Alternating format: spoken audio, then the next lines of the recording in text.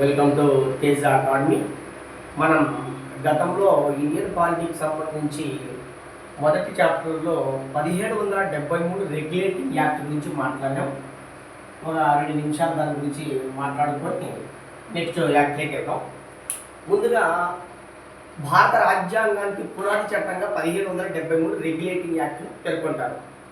Sir, భారతదేశంలో ఉన్నటువంటి east India company యొక్క రహస్య కార్యకలాపాల ద్వారా జనరల్ బుర్గోయిస్ కమిటీ ఇచ్చిన రిపోర్టును ఆధారంగా చేసుకుని భారతదేశంలో బ్రిటిష్ పార్లమెంటు మొదటిసారిగా ఈ 1773 రెగ్యులేటింగ్ యాక్ట్ అనేటువంటి దాన్ని చేయడం జరిగింది. ఇందులో భాగంగా ఈ రెగ్యులేటింగ్ యాక్ట్లో భాగంగా కలకత్తాలో ఉన్నటువంటి గవర్నర్కు బెంగాల్ గవర్నర్ జనరల్గా అనేటువంటి కొత్త పదమును జోడించడం జరిగింది. మద్రాసులో ఉన్న గవర్నర్ కానీ బొంబాయిలో ఉన్న గవర్నర్ కానీ వీళ్ళిద్దరూ కూడా కలకత్తాలో ఉన్నటువంటి గవర్నర్ జనరల్ ఆఫ్ బెంగాల్ అనేటువంటి వ్యక్తి కింద ఆధీనంలో ఇద్దరు వస్తారని మాట్లాడుకున్నాం. సార్, మొట్టమొదటిసారిగా ఎగ్జిక్యూటివ్ కౌన్సిల్ అనే దాన్ని ఒకటి సృష్టించడం జరిగింది. ఆ ఎగ్జిక్యూటివ్ కౌన్సిల్లో 1+4 మెంబర్స్ కూడా మాట్లాడుకున్నాం. ఆ 1+4 మెంబర్స్లో ఈ 4 సభ్యులు చెప్పినట్టు, అనగా మెజారిటీ సభ్యులు చెప్పినట్టు గవర్నర్ జనరల్ వినాల్సి ఉంటుంది. ఆ 4 సభ్యుల్లో ఫిలిప్ ఫ్రాన్సిస్ కానీ, క్లావరింగ్ కానీ, బార్గల్ కానీ, మాన్సూన్ కానీ గుర్తుపెట్టుకోమని చెప్పడం జరిగింది. అదేవిధంగానే 1773 రెగ్యులేటింగ్ యాక్ట్ను ఆధారంగా చేసుకుని 1774వ సంవత్సరంలో 1+3 సభ్యులతో భారతదేశంలో మొదటిసారిగా సుప్రీంకోర్టు ఏర్పాటు చేయడం జరిగింది. సార్, సుప్రీంకోర్టు యొక్క మొట్టమొదటి ప్రధానమంత్రిగా సార్ ఎలిజా యాంపే, 3 సభ్యుల్లో లెమియస్టర్ కానీ, హైడ్ కానీ, చాంబర్లిన్ అనేటువంటి వ్యక్తులు ఉన్నారని మాట్లాడుకున్నాం. సార్, ఎక్కడ ఏర్పాటు చేశారు సుప్రీంకోర్టు అంటే 1773 యాక్ట్ ప్రకారం 1774లో కలకత్తాలో ఉన్నటువంటి ఫోర్ట్ విలియం కోర్టులో మొట్టమొదటిసారిగా సుప్రీంకోర్టుని ఏర్పాటు చేయడం జరిగింది. అయితే ఈ సుప్రీంకోర్టే పెద్ద కోర్టు కాదు. ఒకవేళ మనకు ఏదైనా సమస్యల పరిష్కారం కాకపోతే, సుప్రీంకోర్టులో కూడా పరిష్కారం కాకపోతే, సుప్రీంకోర్టు కంటే పై భాగంలో అనగా లండన్లో ఉంటుంది, దాన్ని ప్రివ్యూ కోర్టు అని మాట్లాడుకోవడం జరిగింది. అదేవిధంగానే భారతదేశంలో మొదటిసారిగా ఈస్ట్ ఇండియా కంపెనీకి ఒక టైం బౌండ్ కేటాయించడం జరిగింది. ఇన్నాళ్ళు 1600 డిసెంబర్ 31వ తేదీన ఈస్ట్ ఇండియా కంపెనీకి మొదటి ఎలిజబెత్ రాణి ఇచ్చినప్పుడు అనుమతి ఇచ్చినప్పుడు దీనికి అనుమతి ఇన్ని సంవత్సరాలని చెప్పలా. మొదటిసారిగా ఈ 1773 యాక్ట్లు ఏం చేశారంటే 20 సంవత్సరాల పాటు మీరు ఈ భారతదేశంలో 20 సంవత్సరాల పాటు భారతదేశంలో మీరు ఏం చేస్తారంటే వాణిజ్య కార్యకలాపాలు చేస్తారని చెప్పడం జరిగింది. అదేవిధంగా ఇదే యాక్ట్లోనే బోర్డ్ ఆఫ్ డైరెక్టర్స్ అనేటువంటి ఒక దాన్ని సృష్టించి ఈ బోర్డ్ ఆఫ్ డైరెక్టర్స్ 2 రకాల విధులు నిర్వహిస్తాయి. సార్, ఎందుకంటే చాలా కీలకం మనకు. ఒకటి వాణిజ్య వ్యవహారాలు, 2 పాలనా వ్యవహారాలను కూడా చెప్పడం జరిగింది. మరి 1773లో ఉన్నటువంటి ప్రధానమైన లోపాలు ఏంటంటే గవర్నర్ జనరల్ ఆఫ్ బెంగాల్ అనే వ్యక్తి పదవిని సృష్టించడం వల్ల ఈ మద్రాసులో ఉన్న గవర్నర్ కానీ, బొంబాయిలో ఉన్న గవర్నర్ కానీ వీళ్ళిద్దరూ బెంగాల్ యొక్క ఆధీనంలోకి వెళ్ళిపోవడం వల్ల నియంతృత్వ చట్టంగా దీన్ని పేర్కొనడం జరిగింది. ఒకటి. రెండవది ఏంటంటే ఈ చట్టం వల్ల శాసన అధికారాలు ముఖ్యంగా ఈ మద్రాసులో కానీ, బొంబాయిలో కానీ మొత్తం అన్ని కూడా బెంగాల్లోకి వెళ్ళిపోవడం జరిగింది.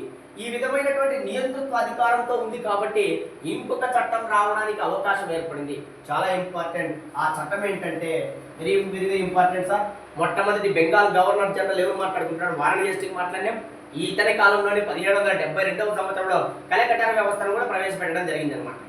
సరే, నెక్స్ట్ యాక్ట్ 1781. సార్, దీన్ని బ్రిటిష్ పార్లమెంటు అతిపెద్ద చట్టంగా చెప్పడం లేదు, జస్ట్ ఒక చిన్న చట్టంగా చెప్పడం జరిగింది.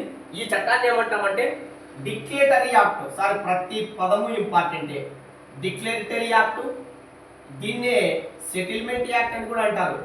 సెటిల్మెంట్ యాక్ట్, దీన్ని తెలుగులో విస్తారక చట్టం అని కూడా అంటారు. ఈ 3 పదాలు గుర్తుపెట్టుకోవాల్సిందే. సార్, ప్రతి చాప్టరు ప్రతి టాపిక్ ఇంపార్టెంట్. గ్రూప్ 2లో ఏది ఇంపార్టెంట్ ఏది అన్ఇంపార్టెంట్ లేదు. ఇప్పుడున్న ప్రశ్నాపత్రాలు తీరు చూస్తే ఇంపార్టెంట్ అని ఇంపార్టెంట్తో పనిలే మొత్తం అని నేర్చుకోవాల్సిందే. సరే, 1781 అనగానే మన బ్రెయిన్లో ఫీల్ చేయాల్సింది ఏంటంటే డిక్లేటరీ యాక్ట్ అంటారు దీన్ని. దీనికే సెటిల్మెంట్ యాక్ట్ అంటారు. దీనికే విస్తారక చట్టం అని కూడా అంటారు. సార్, అసలు ఎందుకు ఈ చట్టం చేయడం జరిగింది? ఎందుకు చేయడం జరిగిందంటే గవర్నర్ జనరల్ కౌన్సిల్కు సుప్రీంకోర్టుకు మధ్య లైట్గా అంటే కొద్దిగా వివాదాలు ఏర్పడ్డాయి. ఏ సమస్యలు సుప్రీంకోర్టుకి వెళ్ళాలి, ఏ సమస్యలు గవర్నర్ జనరల్ దగ్గరికి వెళ్ళాలి, వీళ్ళ మధ్య వివాదం రావడంతో ఈ డిక్లేటరీ యాక్ట్ లేదా సెటిల్మెంట్ యాక్ట్ లేదా విస్తారక చట్టం రావడం జరిగింది. అంటే చాలా మంది ఏం చేశారంటే గవర్నర్ జనరల్ కౌన్సిల్కు కొన్ని న్యాయాధికారులు ఇచ్చారు, అదేవిధంగా సుప్రీంకోర్టుకు కొన్ని న్యాయాధికారులు ఇచ్చారు. ఇటువంటి నేపథ్యంలో రెండింటికి ఉండడం వల్ల కొంచెం వివాదాలు ఏర్పడ్డాయి. ఎందుకంటే గవర్నర్ జనరల్ కౌన్సిల్ అనేది కార్యనిర్వాహక మండలి, ఎగ్జిక్యూటివ్ కౌన్సిల్. ఇది చూస్తే న్యాయ వ్యవస్థకు సంబంధించింది. ఈ ఇద్దరికి న్యాయాధికారాలు ఉండడం వల్ల కొన్ని సమస్యలు ఏర్పడ్డాయి. ఇటువంటి నేపథ్యంలో ఈ సమస్యలను తీర్చడం కోసం బ్రిటన్ పార్లమెంటు 1781వ సంవత్సరంలో ఇంకొక యాక్ట్ తీసుకురావడానికి అవకాశం ఏర్పడింది. ఆ యాక్ట్ పేరే డిక్లరేటరీ యాక్ట్. దీని పేరు ఇంకో పేరు సెటిల్మెంట్ యాక్ట్ అంటారు. దీనికే ఇంకో పేరు విస్తారక చట్టం అంటారు. జాగ్రత్తగా గుర్తుపెట్టుకోవచ్చు. సరే, ఈ చట్టంలో ఏమున్నాయంటే ముందుగా గవర్నర్ జనరల్ కౌన్సిల్ చేసేటువంటి నిర్ణయాలేవి కూడా జాగ్రత్తగా సార్.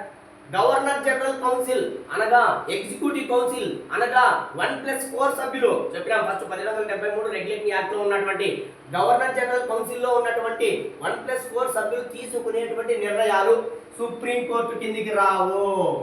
సుప్రీంకోర్టు కిందికి రావు. ఎవరైనా సుప్రీంకోర్టుకు వెళ్ళొద్దండి. గవర్నర్ జనరల్ కౌన్సిల్ తీసుకునేటువంటి నిర్ణయాలు ఎవరు కూడా సుప్రీంకోర్టు దగ్గరికి వెళ్ళొద్దండి. ఒకటి, సుప్రీంకోర్టు యొక్క విధి విధానాలు కూడా సార్ సుప్రీంకోర్టు ఏం పని చేయాలా, సుప్రీంకోర్టు ఏ న్యాయాంశాలు తీసుకోవాలా అనే విధి విధానాలు కూడా గవర్నర్ జనరల్ కౌన్సిలే నిర్ణయిస్తుంది, అనగా ఎగ్జిక్యూటివ్ కౌన్సిలే నిర్ణయిస్తుంది. అరే సుప్రీంకోర్టు గవర్నర్ జనరల్ కౌన్సిల్ తీసుకునే నిర్ణయాలు నీ పరిధిలోకి రావు. ఒకటి, నువ్వు ఏం పని చేయాలని చెప్పేది కూడా గవర్నర్ జనరల్ కౌన్సిలే. ఇంకోటి, రెవెన్యూ వ్యవహారాలు సుప్రీంకోర్టు కిందికి రావు. అరే సుప్రీంకోర్టు నీ దగ్గరికి రెవెన్యూ వ్యవహారాలు అనగా పన్నులకు సంబంధించిన అంశాలు, రెవెన్యూ కలెక్టర్ కదా, వీటన్నింటి అంశాలను, కలెక్టర్ అంటే పన్నులు వసూలు చేసేవాడు ఇంతకుముందు, వీటన్నింటి అంశాలు సుప్రీంకోర్టు పరిధి కిందికి రావు. చాలా ఇంపార్టెంట్ సార్. 1-2 సార్లు జాగ్రత్తగా అర్థం చేసుకోండి. నెక్స్ట్, సుప్రీంకోర్టు అంటానే మనకు గుర్తుకాల్సింది ఏంటంటే గవర్నర్ జనరల్ కౌన్సిల్ నిర్ణయిస్తుంది. గవర్నర్ జనరల్ కౌన్సిల్ తీసుకునే నిర్ణయాలు సుప్రీంకోర్టు పరిధిలోకి రావు. ఇంకోటి ఏంది, దాంతో పాటుగా ఉదాహరణకు పన్నుల వ్యవస్థకు సంబంధించిన అంశాలు అనగా రెవెన్యూకి సంబంధించిన అంశాలు సుప్రీంకోర్టు కిందికి రావు. నెక్స్ట్, ప్రాంతీయ కోర్టులు కింది స్థాయిలో ఉంటాయి కదా ప్రాంతీయ కోర్టులు తీసుకున్నటువంటి నిర్ణయాలు లేదా ప్రాంతీయ కోర్టుల్లో నీకు ఇష్టం లేకపోతే చాలా మంది సుప్రీంకోర్టుకి ఎలా జరుపుకుంటారు కాదు, ప్రాంతీయ కోర్టుకు సంబంధించిన అప్పీళ్లను అనగా కింది స్థాయిలో ఉన్న అప్పీళ్లు అనగా కింది స్థాయిలో ఉన్న కోర్టులు, ఉదాహరణకు అనంతపురంలోనో కర్నూలులోనో కడపలోనో ఉండే కోర్టులు తీసుకునే నిర్ణయాలు ఉంటాయి కూడా. ఒకవేళ ఆ కోర్టులో వెళ్ళినాము, మనకు ఆ కోర్టు ఎగనెస్ట్గా పనిచేసింది, మనకు సరైన న్యాయం జరగలేదు అనిపించినప్పుడు ఇప్పుడు ఏం చేస్తాము, హైకోర్టుకి వెళ్తాం. కానీ అప్పుడు ఏం చేసామంటే ప్రాంతీయ కోర్టులు తీసుకునేటువంటి నిర్ణయాల్లో అప్పీళ్లను నీకు సరిగా న్యాయం జరగకపోతే నువ్వు గవర్నర్ జనరల్ కౌన్సిల్కే వెళ్ళు, అనగా సుప్రీంకోర్టు దగ్గరికి రావద్దు అని ఈ విధంగా అనగా దీన్ని బట్టి మనకు అర్థమవుతుంది సుప్రీంకోర్టు డమ్మీని చేయడం జరిగింది. ఎందుకంటే సుప్రీంకోర్టులో డమ్మీ ఎందుకు చేశాడంటే సుప్రీంకోర్టు దగ్గరికి వెళ్తే న్యాయాంశాల్లో ఈ ఈస్ట్ ఇండియా కంపెనీకి సంబంధించిన అంశాలు తేటతలం అవుతాయి, ఖచ్చితంగా తప్పులు దొరుకుతాయి.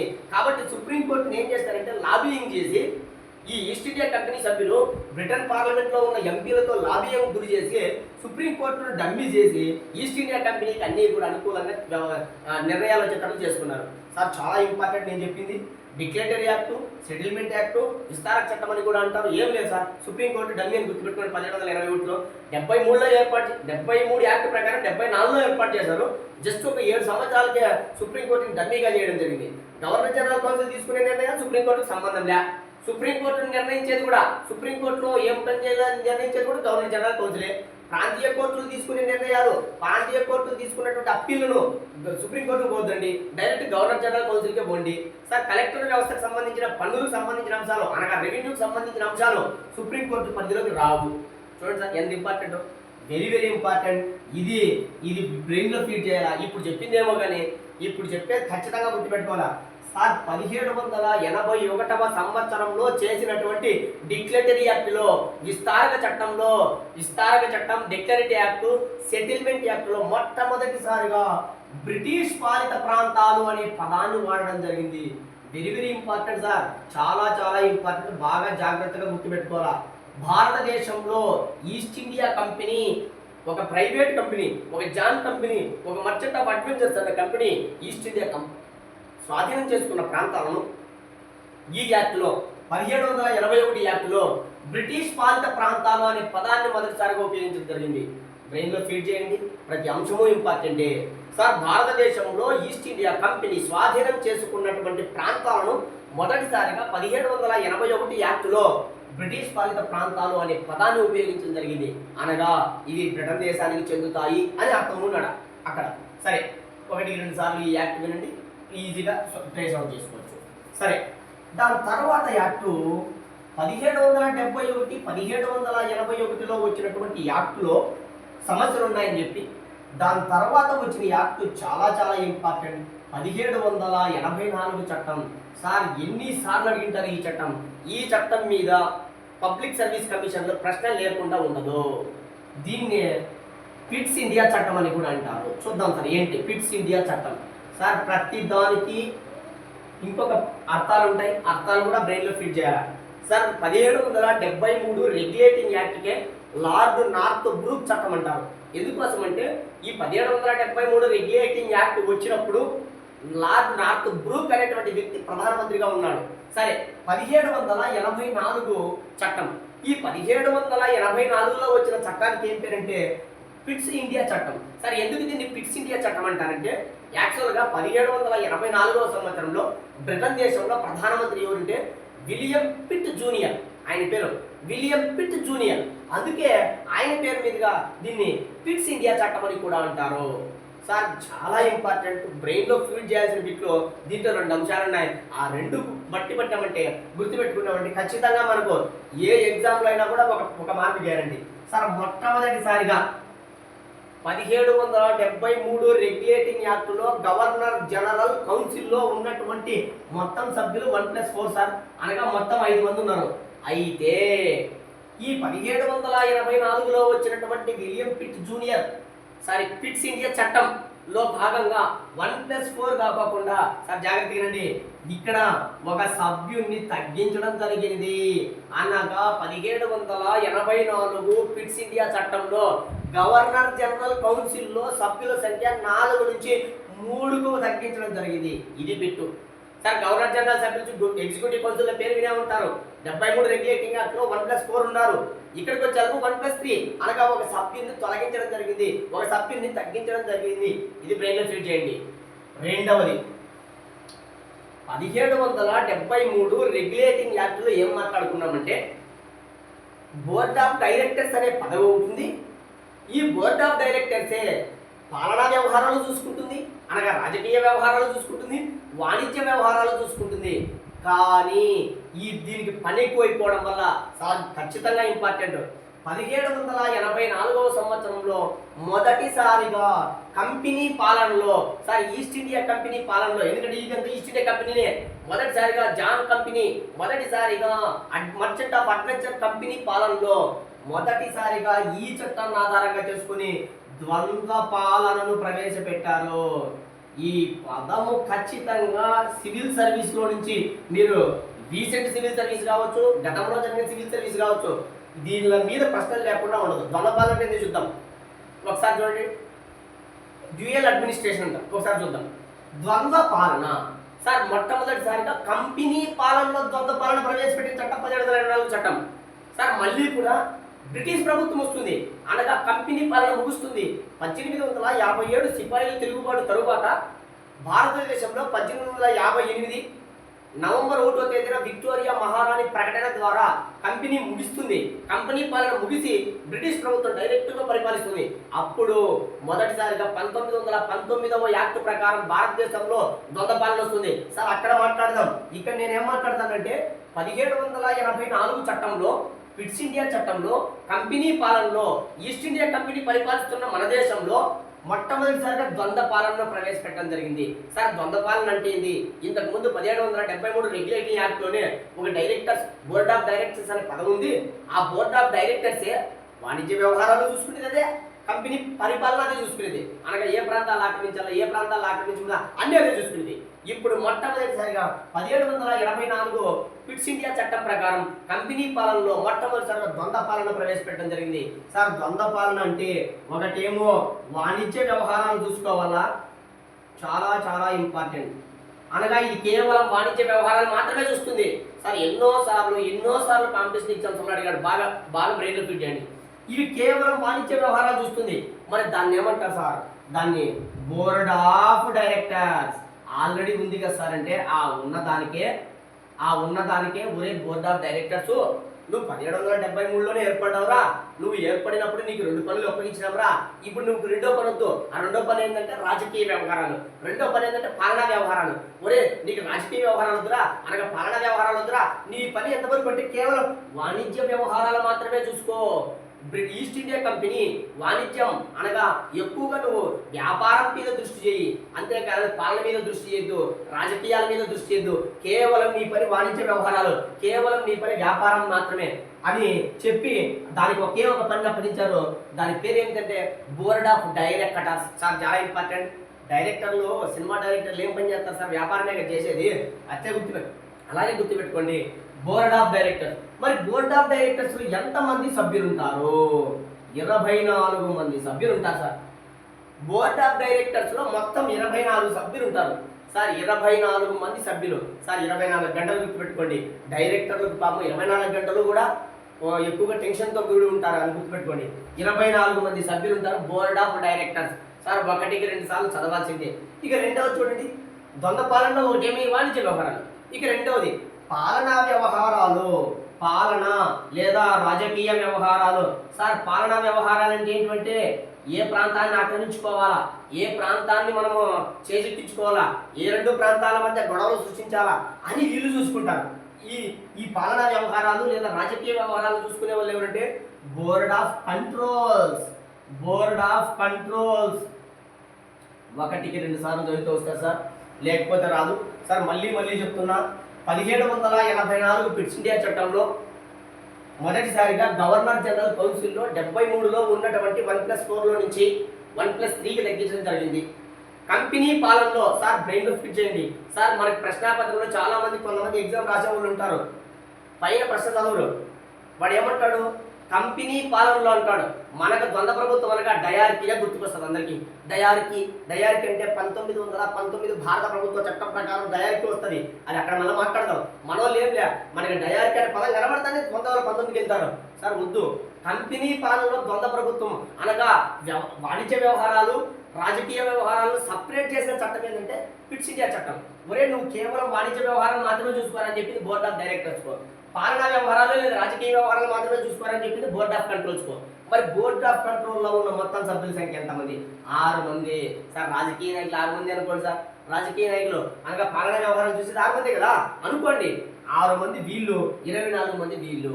ఇది పిట్స్ ఇండియా చట్టం సంబంధించి చాలా ఇంపార్టెంట్. ఉన్న అంశాలు 2 కానీ అత్యంత కీలకం. దీంట్లో చాలా ఇంపార్టెంట్, బాగా గుర్తుపెట్టుకోండి. ఈ చట్టాన్ని ఆధారంగా చేసుకునే ఇంకా ఎక్కువ అధికారాలు మన బెంగాల్ గవర్నర్ జనరల్కి ఇవ్వడం జరిగింది, అనగా మద్రాసులో కానీ బొంబాయిలో కానీ. తద్వారా ఇది కూడా కేంద్రీకృత చట్టంగా పేర్కొనబడడం జరిగింది సార్. కేంద్రీకృత చట్టం అంటే ఏంటా? ఒక దగ్గర అధికారాలు కేంద్రీకృతం కావడం.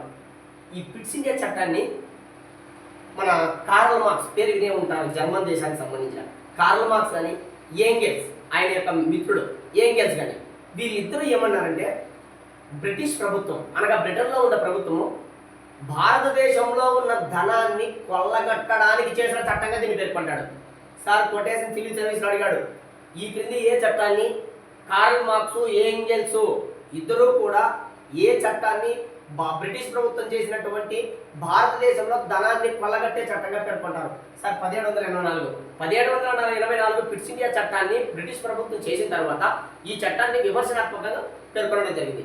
ముఖ్యంగా ఈ చట్టం ఎందుకు చేశారని వీళ్ళు చెప్పారంటే వీళ్ళ అభిప్రాయం ప్రకారం భారతదేశంలో ఉన్న ధనాన్ని కొల్లగొట్టడానికే చేశారని పేర్కొనడం జరిగింది. 2 సార్లు రాసుకోండి, వినండి, ఈజీగా అర్థమైపోతుంది.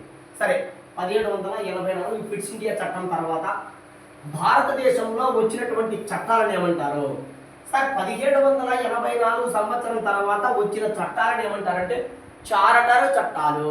Very important sir. ప్రతి చట్టానికి బ్రెయిన్లో ఫీడ్ కావాలా, బేసిక్ కాదు, క్వశ్చన్లు కూడా బేసిక్లీ అడుగుతున్నాడు. చార్టర్ చట్టాలు అంటారు. చార్టర్ చట్టాలు సార్. చార్ అంటే 4, చార్ చట్టాలు 4 ఉన్నాయి సార్. చార్టర్ అంటే లాటిన్ భాషలో చార్టర్ అంటే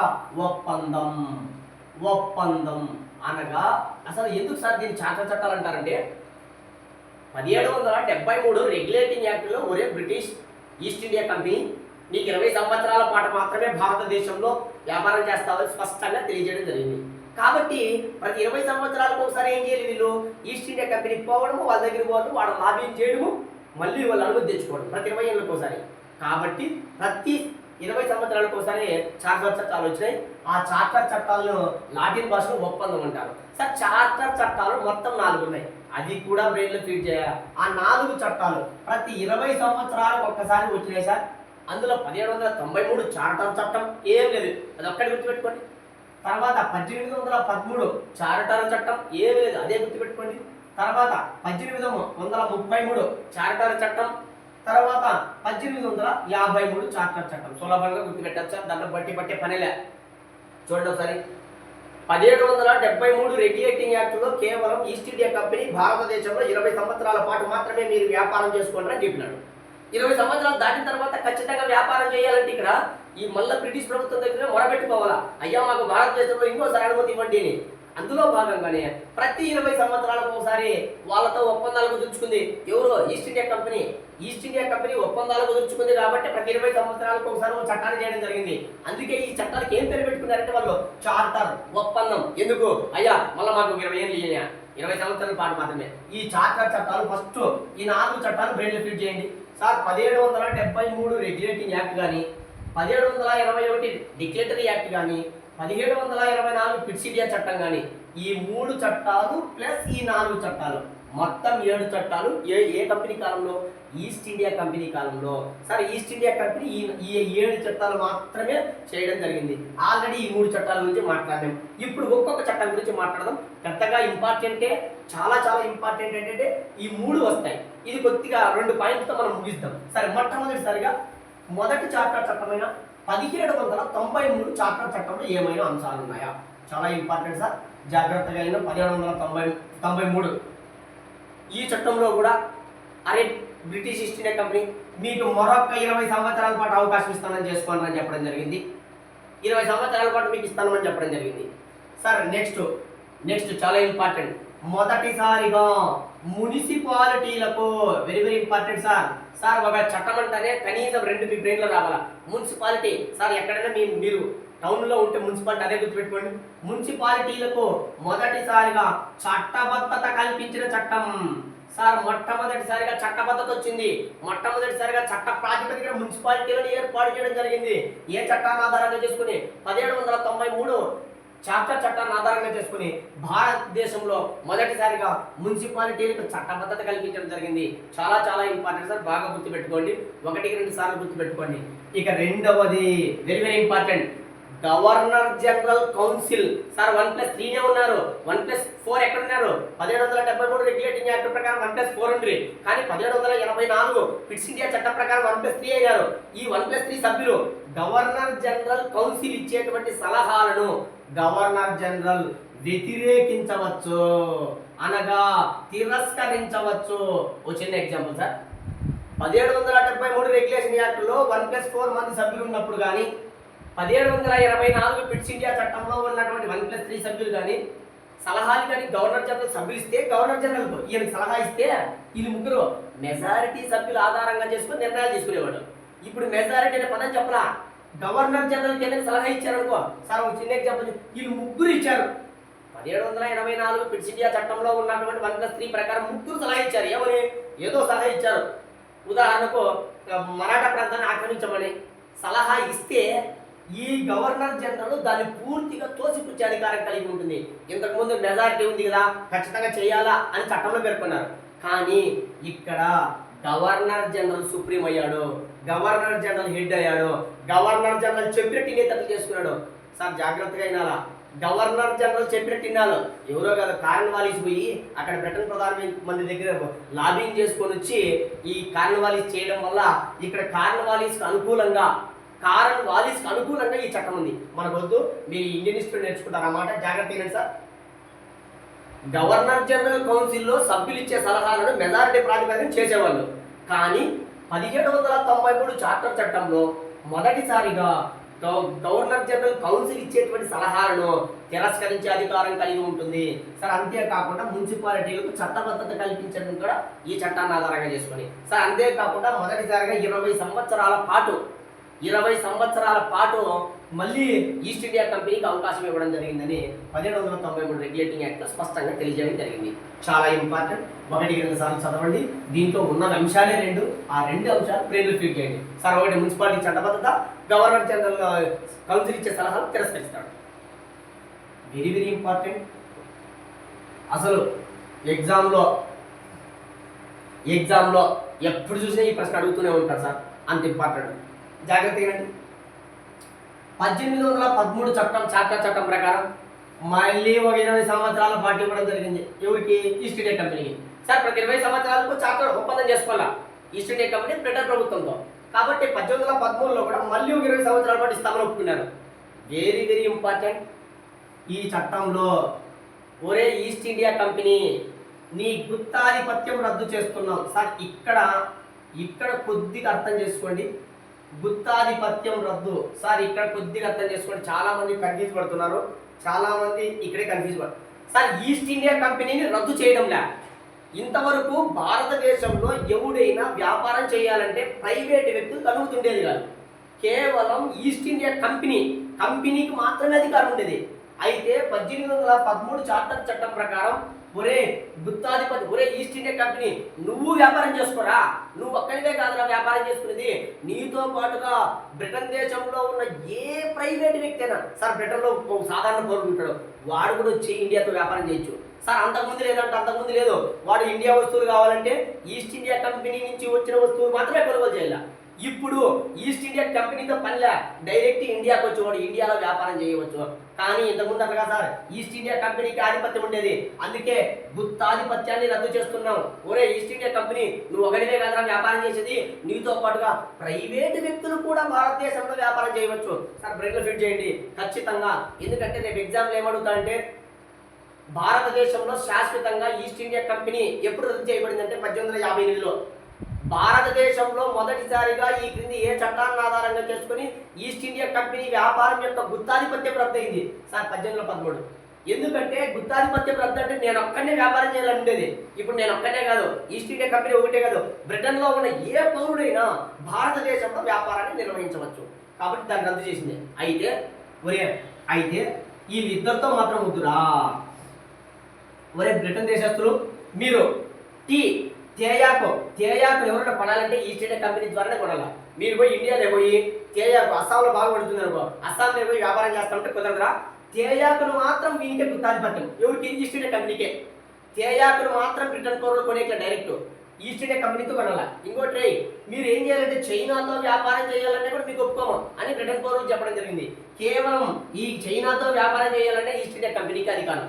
సార్ బాగా జాగ్రత్త ఏంటండి, 1813 చార్టర్ చట్టం ప్రకారం చైనాతోనూ తేయాకు తప్ప, చైనా దేశంతోనూ భారతదేశంలో పండే తేయాకు తప్ప మిగిలిన అన్ని వాణిజ్య కార్యకలాపాలకు బ్రిటన్ పౌరులు ఎక్కడైనా వ్యాపారం చేసుకోవచ్చు.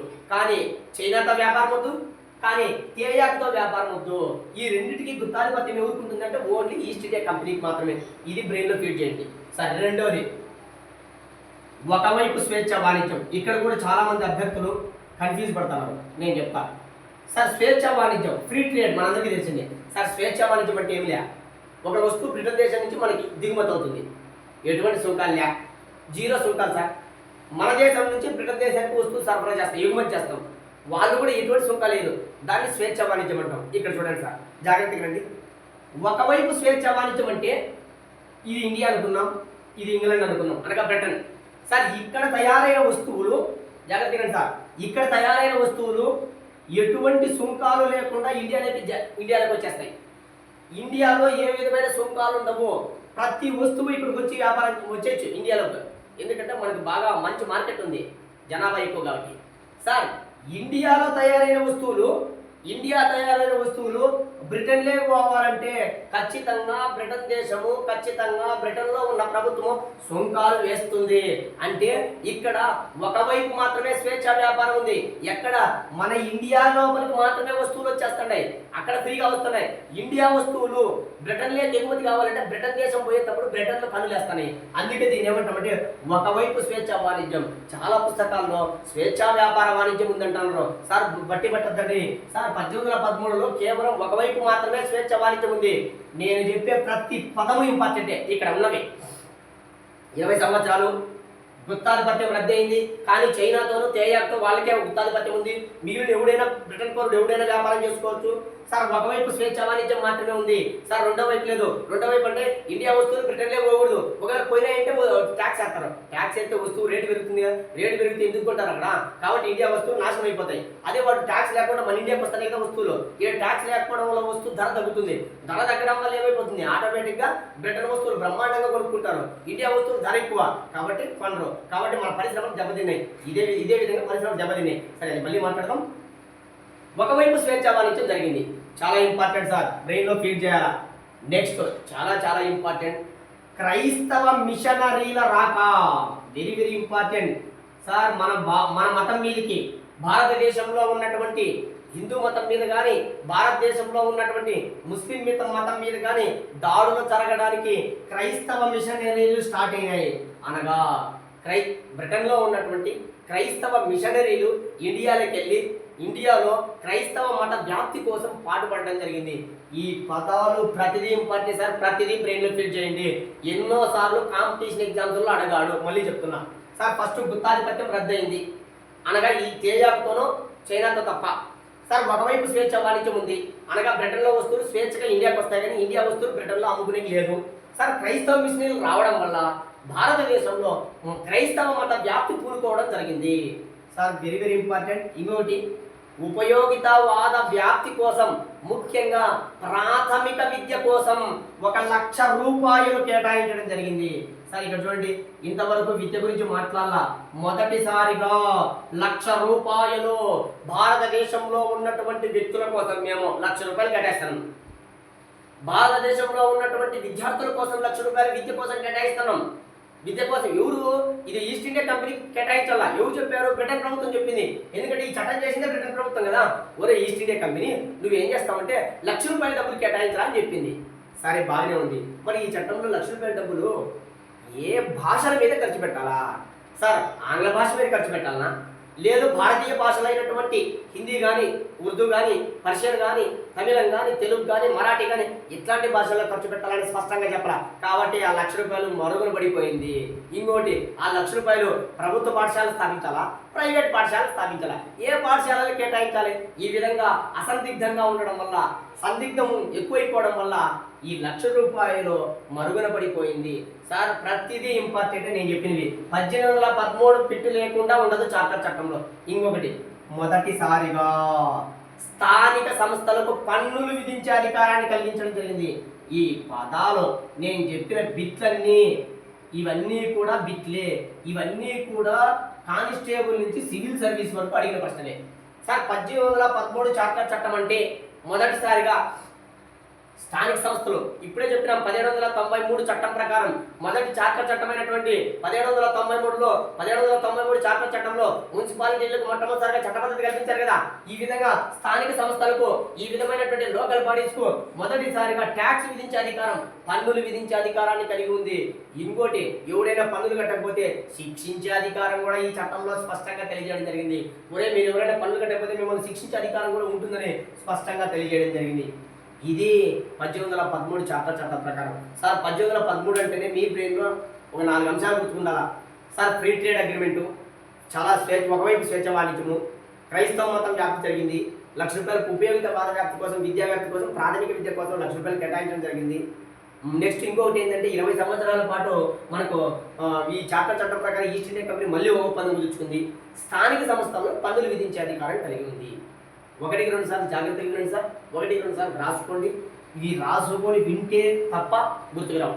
క్రైస్తవ మిషనరీ కూడా చాలా ఇంపార్టెంట్. ఆ విధంగా భారతదేశంలో మొదటిసారిగా క్రైస్తవ మత వ్యాప్తికి పూనుకున్న చట్టం స్పష్టంగా తెలియజేయడం జరిగింది. మీరు పోయి క్రైస్తవాన్ని మతాన్ని వ్యాప్తి చేయండి అని. అంటే అర్థం చేసుకోండి ఈ చట్టం ఎంత ఇంపార్టెంటో. స్వేచ్ఛా వాణిజ్యం కూడా ఒకవైపు మాత్రమే, అది బ్రిటన్లో వస్తువులకు మాత్రమే, ఇండియా వస్తువులకు లేదు. ఇంకోటి ₹1,00,000 విద్య కోసం కేటాయించారు, పనులు విధించారు, కానీ స్థానిక సంస్థలకు కేటాయించడం జరిగింది. సరే 1, 2 సార్లు చదవండి, ఈజీగా అర్థమైపోతుంది. Okay, thank you.